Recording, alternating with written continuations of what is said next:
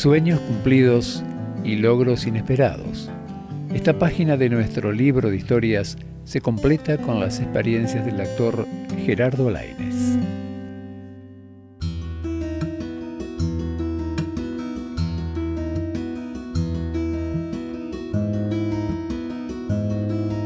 Soy nacido en Vértiz, pero en mi etapa de niñez y adolescencia, digamos, yo vengo de una familia de trabajadores de campo.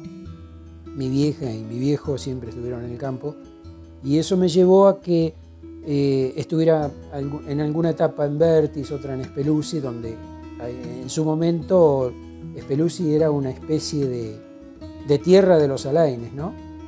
Ahí estaban mi abuelo paterno y sus varios hijos.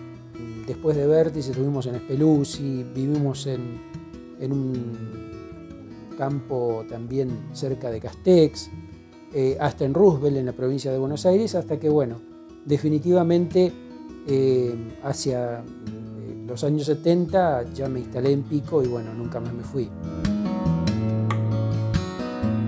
Yo siempre he sido un soñador y afortunadamente he tenido mucha suerte, agradezco muchas cosas que me han pasado, porque soy un tipo afortunado en cuanto a lo que soñé cuando era chico.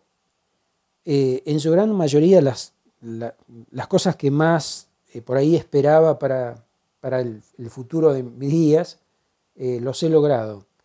Y eso tiene que ver fundamentalmente con la actividad que he cumplido desde los 18, 19 años hasta acá. Porque yo, siendo muy chico y viviendo con mis padres en el campo, yo recuerdo que andaba a caballo y llevaba a caballo, andando por el campo, una de las viejas radios Carina Noblex. Y yo iba escuchando radio y mi sueño era en ese momento era ser locutor. Y tal es así que, por ejemplo, me anticipaba a lo que iba a anunciar un locutor, yo solo, hablando en el campo. Era como que anunciaba la hora, los datos del tiempo, daba la frecuencia de la radio. Yo me daba cuenta que los medios me gustaban mucho y además era una persona que vivía todo el tiempo frente a la televisión. Y además, bueno, no tenía mucha posibilidad en ese entonces de asistir al cine, pero siempre fui muy apasionado del cine. En el año 78, enero del 78, logré ingresar al viejo Canal 3 de nuestra ciudad, que, bueno, después se transformó en Canal 4 y actualmente es Cablevisión. En esa época, como recordamos, era un canal privado, como lo es ahora, pero bueno, digamos que pertenecía a un grupo relacionado con la iglesia local, y bueno, ahí se producían muchas cosas todo el tiempo, y me tocó afortunadamente pasar por distintos lugares de trabajo, empezando como un simple telecinista, que se llamaba en aquella época, a quienes en un sector de la sala de transmisión había una especie de carrusel donde se iban poniendo las distintas diapositivas, donde estaban fotografiadas las publicidades de los anunciantes, y bueno, con un locutor que en otra pecera iba leyendo en vivo los anuncios comerciales a medida que cada una de esas plaquitas iba pasando. Y bueno, yo era el encargado, así me inicié en Canal 3. Y con el tiempo, bueno, fui pasando distintas etapas como operador de sonido, mezclador de video, hasta que, bueno, con el tiempo llegué a ser jefe de locutores, productor, director de cámaras, y también, bueno, hasta que me retiré o me retiraron, fui el gerente de programación de Canal 3 y después de Canal 4. En el año 82 fui llamado por el querido Daniel Baruta, que era el director de LU37 en ese entonces, y bueno, ahí ingresé como musicalizador de la AM, porque bueno, también la música siempre ha sido mi pasión, ¿no? Y bueno, durante 2 años más o menos también estuve trabajando en el U37, hasta que volví nuevamente a dedicarme de lleno a la etapa televisiva, digamos. Y en el 91 también volví a ser llamado por gente del directorio de EU37, porque ya había una FM y querían darle otro impulso. Y bueno, me hice cargo de toda la programación de la FM, que se llamaba Melodías. Y con compañeros de trabajo justamente de la radio, se nos ocurrió como alternativa, como salida a laborar, aportando cada uno un poco, poner un videoclub. Indudablemente que tenía mucho que ver mi pasión por el cine, buscar un tipo de actividad que si bien me sigue demandando mucho tiempo, es algo que me apasiona, ¿no?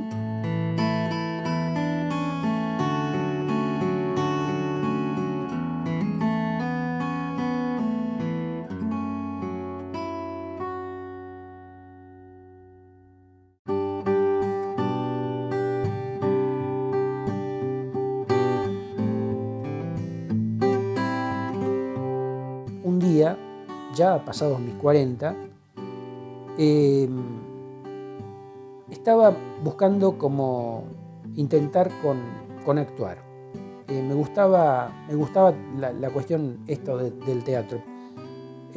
Sobre todo porque, bueno, ya en esa época obviamente veía mucho cine y me emocionaba ver a grandes monstruos de la actuación como Marlon Brando, De Niro, Pacino, Nicholson, Meryl Streep. Y yo un poco como que tenía una pequeña ilusión de algún día estar sobre un escenario poniéndome en la piel de algún personaje. Entonces en el 2003, cuando en el Centro Cultural Maracó se abrían los talleres de teatro, fui a anotarme para empezar el taller en ese año. Y bueno, pero llegó el día de ir a la primera clase del taller y no me animé. Llegó el día de la semana siguiente y dije, voy a ir. Y tampoco fui. En definitiva, ese año lo perdí, fue el año 2003. No, es como que había muchas cosas que me frenaban, ¿no? Hasta que definitivamente en el 2004 sí me volví a anotar y dije, tengo que ir. Y llegó el momento de ir y me costaba, pero aún así fui. Y agradezco haber ido porque indudablemente el teatro me cambió la vida. El teatro libera muchísimo. Cualquier tipo de arte libera, ¿no? Cada vez le voy tomando más el gustito a esta cosa de tomar vida de otros personajes, ¿no? No me preocupa hacer un personaje dramático o uno cómico. Me gusta meterme en eso de indagar en cada personaje, los textos, interpretarlos, buscar qué quiere decir el autor con esta palabra, con esta coma que puso en este lugar, por qué la puso. Todo eso se va haciendo grupal, ¿no? No solo con el resto de los compañeros de teatro, sino también con el director. Y ese proceso es realmente es como que uno va pariendo cada vez que enfrenta una obra, un texto nuevo, va pariendo un personaje que muchas veces me ha pasado que al comienzo hubo personajes que no me gustaban para nada y los terminé amando. Eso es lo interesante de esto, ¿no? Lo lindo del teatro, cómo te ayuda a buscar otras cosas desconocidas de uno, ¿no? Porque yo nunca me imaginé que podía llegar a ser desde un policía muy torpe, como lo he sido en un personaje, interpretar personajes femeninos incluso, o ser un conde en otra, o ahora actualmente con la obra que estamos haciendo en este momento, ser un enfermero. Yo en mi vida me imaginé que cómo podría ser el trabajo de un enfermero.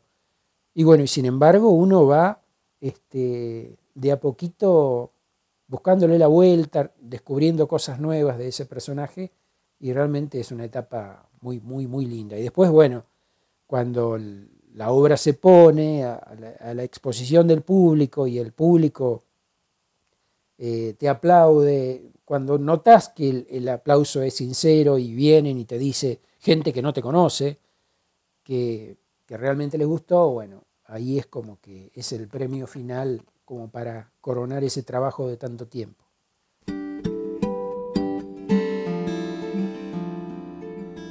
Yo siempre fui una persona muy tímida, excesivamente tímida, hasta que empecé a actuar.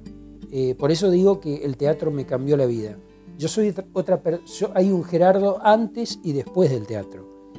Yo antes era una persona demasiado estructurada, no digo que ahora no lo sea, pero antes era doblemente estructurada, con muchos, por ahí, si se quiere, complejos, cuestiones de, por ejemplo, era imposible que yo pensara en exponerme.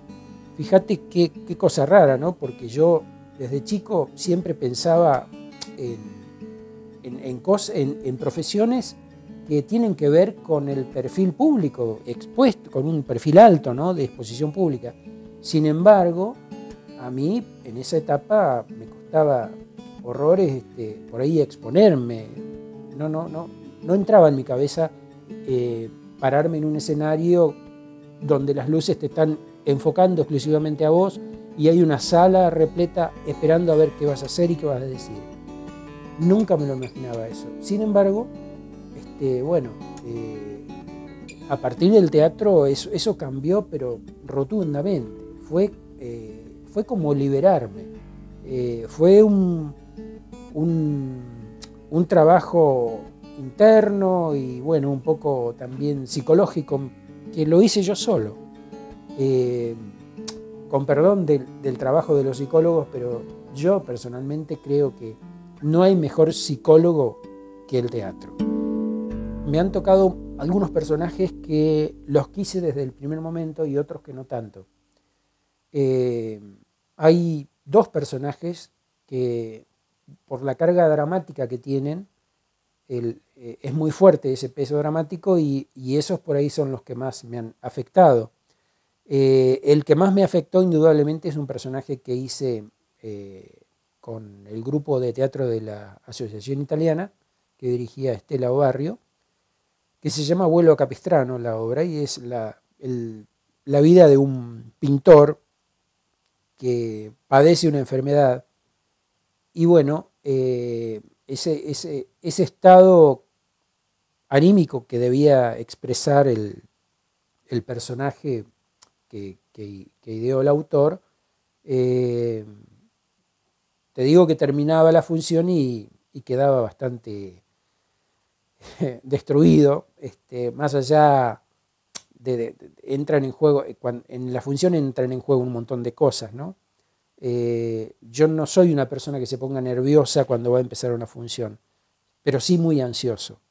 Ese estado de ansiedad permanente desde los 15 minutos antes de empezar una función y después el final, son procesos que a uno lo movilizan mucho, y sumado a que si la carga dramática del personaje es muy fuerte, muchas veces te puede incidir en que bueno, te provoque algún estado que no es muy, muy, muy lindo para el actor.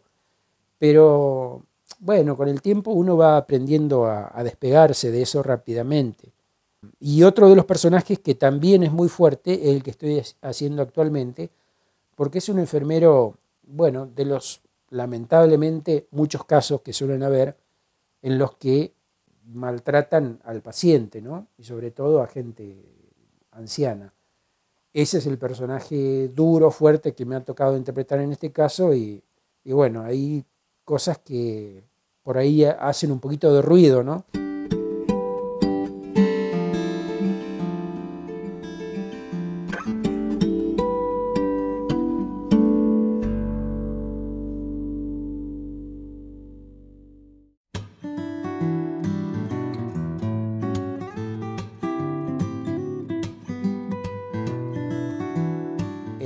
2007. En ese entonces yo estaba en el grupo Comodín y habíamos estrenado hacía pocos días una obra que se llama Venecia, que es una de las obras más representadas en el teatro argentino. Y un día, muy sorpresivamente, se aparece un productor italiano aquí en mi negocio, junto a gente de la Asociación Italiana, diciéndome que necesitaban un actor y que mañana empezábamos a filmar y que tenía que hablar en italiano. Bueno, yo afortunadamente siempre me han gustado mucho los idiomas, especialmente el italiano y el francés, así es que había hecho un par de cursos, aunque no los había terminado, pero bueno, tenía una noción mínima del italiano. Y entonces eso ayudaba un poco, ¿no? Pero fue una cosa muy fuerte, porque yo nunca me imaginé que iba a participar en una película italiana. Allora, cari amici, ora vi lascio riposare. Domattina passerò a prendervi verso le 8. Andremo subito in comune dal sindaco di Buenos Aires, Carlo Noel, poi dall'ambasciatore italiano, Conte Giuseppe Colli di Fellizzano. Magari possiamo fare un giro in città. In questi giorni vi risparmierò conferenze e riunioni, anche se sono tutti impazienti di vedervi, ed è giusto che sia così. Vi farò visitare invece un po' la città. Grazie. Anziché Roberto, d'ora in poi la chiameremo Salvatore. Bene, grazie allora e arrivederci a domani. Vi auguro buon riposo. Arrivederci.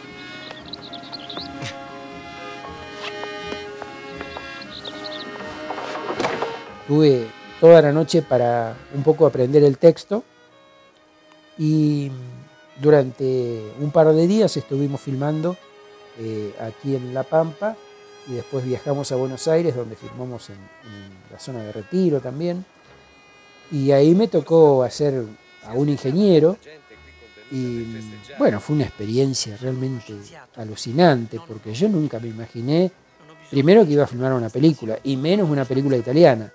Es decir, pensar en el hecho que la película se exhibió en toda Italia y que después el director la llevó a India incluso y que se exhibió allá y que, bueno, que uno estuvo en una pantalla de esos cines del otro lado del charco, como se dice habitualmente, realmente es una cosa que me dejó chusqueado por un tiempo largo. Fue una experiencia realmente muy, muy linda la che viví con l'Ombre del Grano, si chiama. Nella relazione al Ministero, prima del vostro arrivo, ho sottolineato la sua grande umanità. Sono rari gli uomini illustri che mantengono questa dote.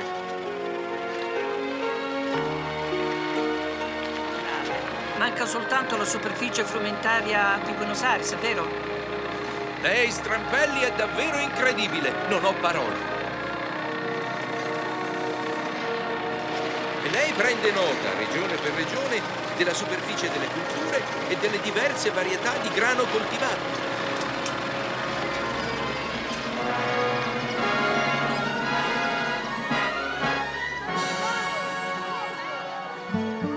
Generalmente siempre se abordan temas que tengan que ver con cuestiones sociales. No siempre, pero la mayoría de las veces, por fortuna, se hace eso porque, bueno, yo creo que el teatro es un vehículo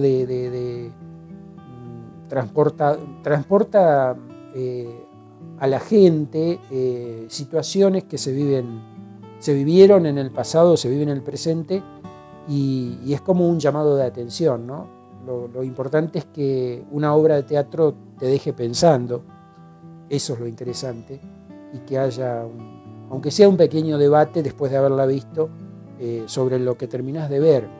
Siempre hay muchos compañeros de trabajo, recuerdo del grupo Comodín, que me decían que yo era excesivamente perfeccionista. Sí, siempre es como que no estoy conforme con mi trabajo, es como que siempre estoy buscando un poquito más.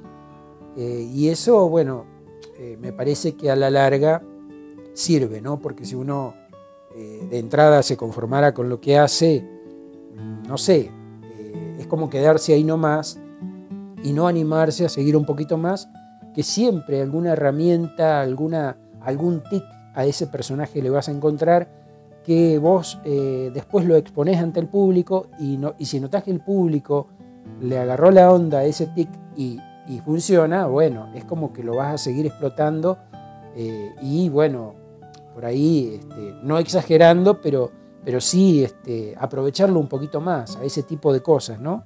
que puede llegar a tener un personaje.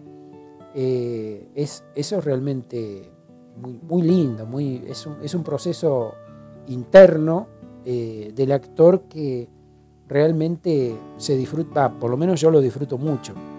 Y bueno, soy un simple actor de teatro.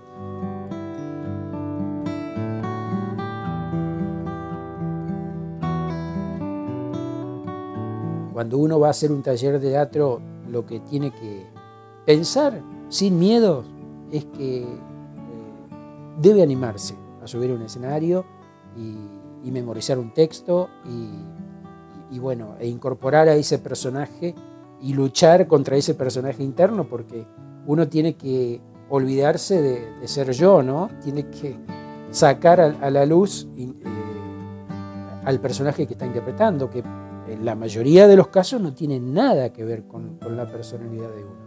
Y ese es el trabajo lindo que tiene el teatro. Eso es lo gratificante, ¿no?